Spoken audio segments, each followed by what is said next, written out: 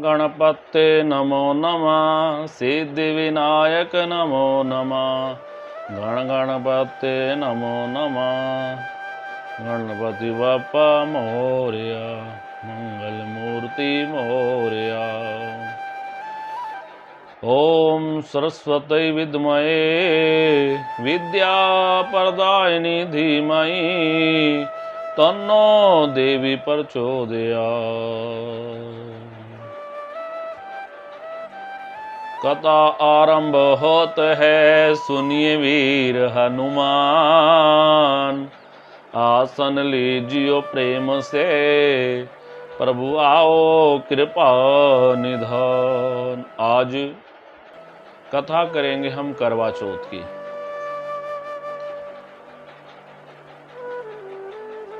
इस कथा के अंदर औरतें प्रातः काल सूर्योदय से पहले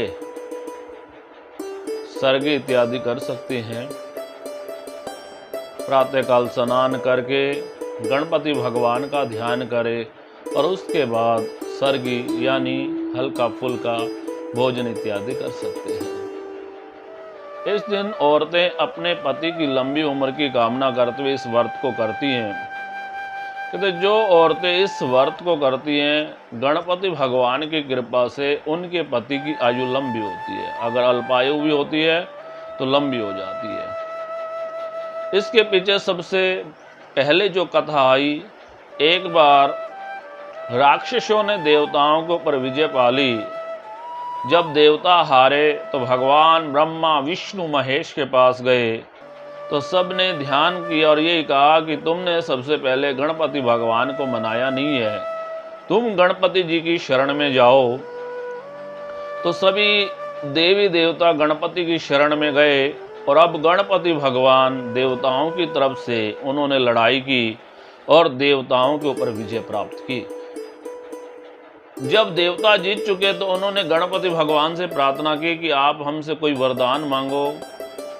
तब गणपति भगवान ने कहा यही है कि कार्तिक की चतुर्थी के अंदर जो औरतें अपने पति की लंबी उम्र की कामना करते हुए मेरा यानी चतुर्थी का व्रत करेंगी, उनके पति की अल्पायु भी होगी तो आप उसको दीर्घायु लंबी करोगे।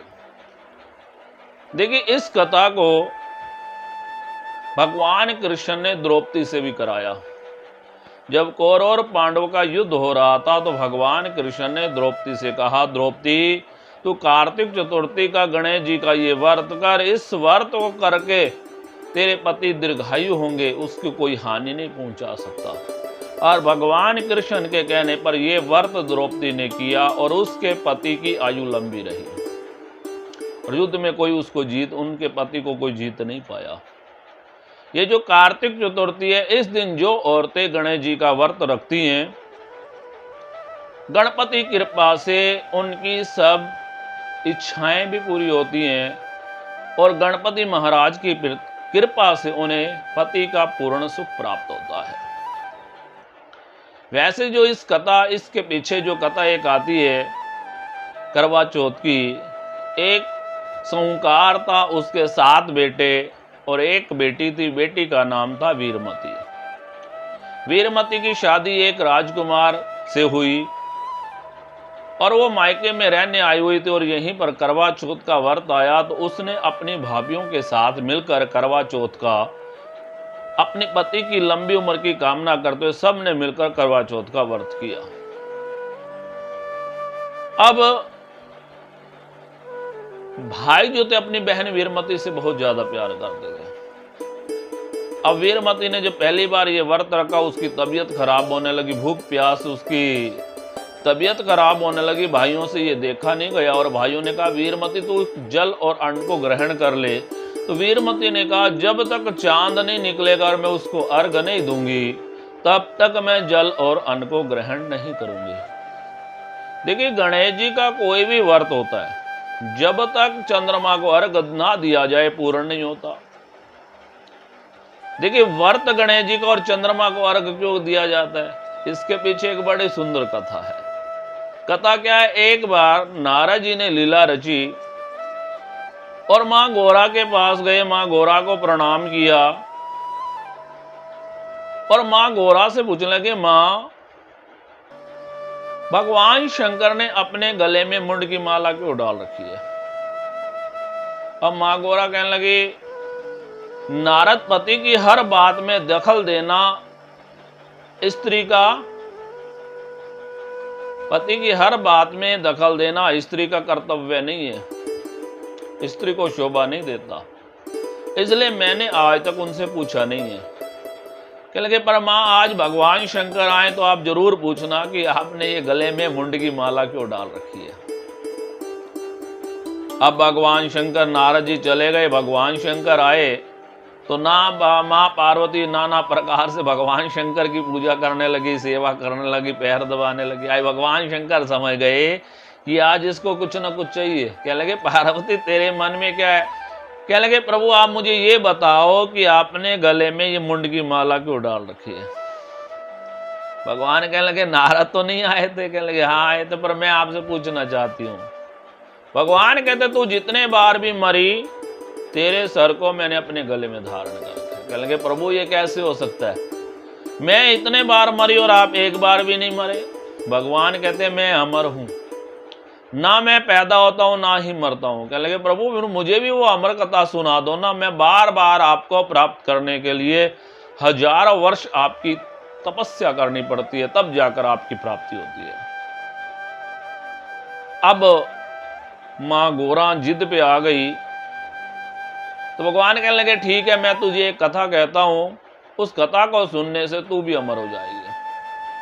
अब भगवान उसको अमर कथा सुना रहे हैं। अब क्या हुआ, कथा सुनते सुनते बीच में ही मां गौरा यानी मां पार्वती को नींद आ गई और दो पक्षी थे, अंडे गिरे और उसमें से पक्षी निकले और गुट रगू करके उस कथा को सुन लिया।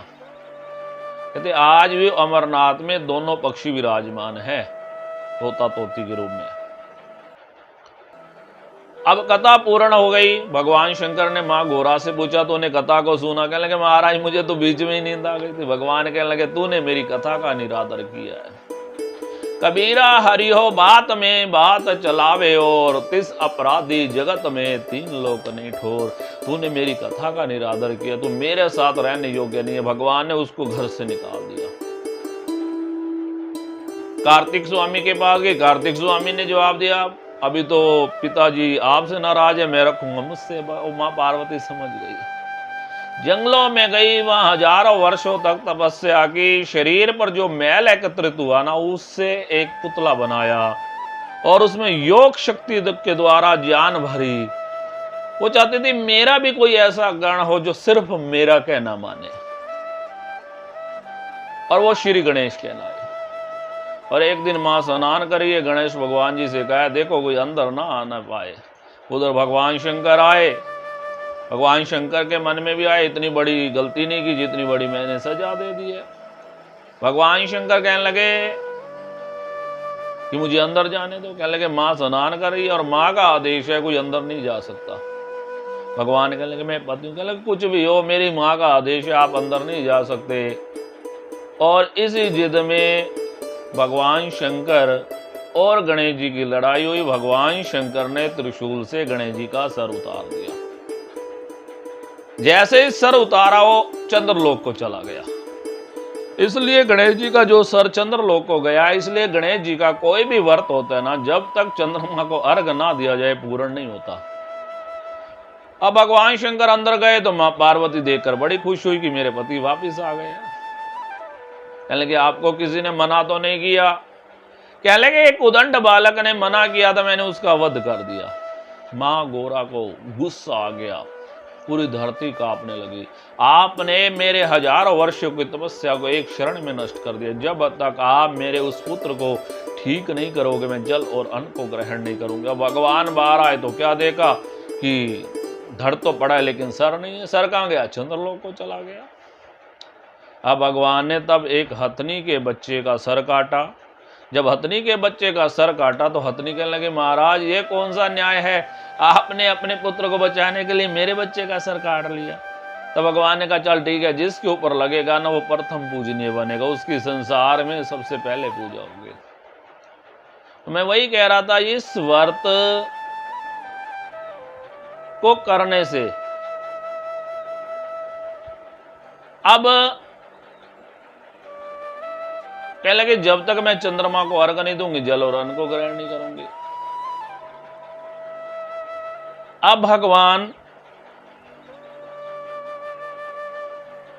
अब भाइयों ने क्या किया, जंगल के बाहर गए, उन्होंने थोड़ी आग लगाई और छलनी से दिखाकर बहन से बोलो, देख बहन चंद्रमा निकल आया है। अब वीरमती ने भाभियों को बुलाया, भाभियों ने बताया कि अभी चांद नहीं निकला, ये सब तेरे भाइयों ने किया। लेकिन उसने अपने भाइयों के ऊपर विश्वास किया, अर्घ दिया और जल और अन्न को ग्रहण करने लगे। कहते जैसे ही पहला निवाला लिया, बाल आ गया, दूसरा निवाला मुंह में गया, पत्थर आ गया, और तीसरा निवाला गया तो संदेश आ गया कि तेरा पति मरने के समान मरणासन हो गया। वो अपने घर गई, पति को मरणासन देखा, रोने चिल्लाने लगी। तब एक महात्मा ने बताया कि तूने गणपति भगवान के व्रतों का निरादर किया है, अब तू हर चतुर्थी का व्रत रख, जिससे तेरा पति ठीक। हर चतुर्थी को व्रत रखती है। और फिर करवा चौथ का व्रत आया तो बाहर आवाजें लगी, करवा ले लो करवा। तो उसकी जो दासी गोली थी उसको कहते तू मेरे पति का ध्यान रखना, मैं करवा लेके आती हूँ। अब करवा लेने गई तो उसकी जो दासी थी उसने क्या किया, जो अंतिम सुई थी वो भी खींची। जैसे खींचा उसमें जान आ गई और उसी को ही वो अपनी रानी समझ बैठा। समय का खेल देखिए, रानी दासी हो गई और दासी रानी हो गई, रानी गोली हो गई, गोली रानी हो गई। समय बीतता गया। एक बार राजा कहीं दूसरे देश को जा रहा था तो रानी से पूछता है, कह लगे वो तो बोली मेरे लिए हीरे मोती लाना। जो असली रानी थी, जो गोली बनी, कह लगे मेरे लिए तो गुड्डा गुड़िया ले आना। अब राजा उनकी इच्छा अनुसार उनकी चीजें ले आया। गुड्डा गुड्डी को रोज वो रानी कथा सुनाती जो गोली बनी हुई है, कैसे रानी गोली हो गई, गोली रानी हो गई। और एक दिन राजा ने ये सारी कहानी सुन ली और पूछा, पता लगा कि रानी किस प्रकार गोली और गोली रानी हुई। तो उसने रानी को रानी बना दिया और करवा माता की कृपा से उसका पति एकदम स्वस्थ हो गया। अर्थात जो स्त्रियां चतुर्थी के दिन अपने पति की लंबी उम्र की कामना के साथ करवा चौथ का व्रत करती हैं, भगवान कहते हैं मैं उनकी हर इच्छा पूर्ण करता हूँ। अगर उनके पति की अल्पायु भी होती है तो दीर्घायु हो जाती है। कत्ते ते टेरे ना घुमच रखड़ा फेरे ना, हुलवा न पैरी पामीना, सुतड़ा जगामीना, रूठड़ा माना मीना, बहन प्यारी वीरा, चंचड़े तो पानी पीना। कत्ते ते टेरे ना घूम चरखड़ा फेरे ना, हुलवा न पैरी पामीना, सुतड़ा जगामीना, रूठड़ा माना मीना, पाटड़ा सिमीना, मेलड़ा धूमीना, बहन प्यारी वीरा, चंचड़े तो पानी पीना।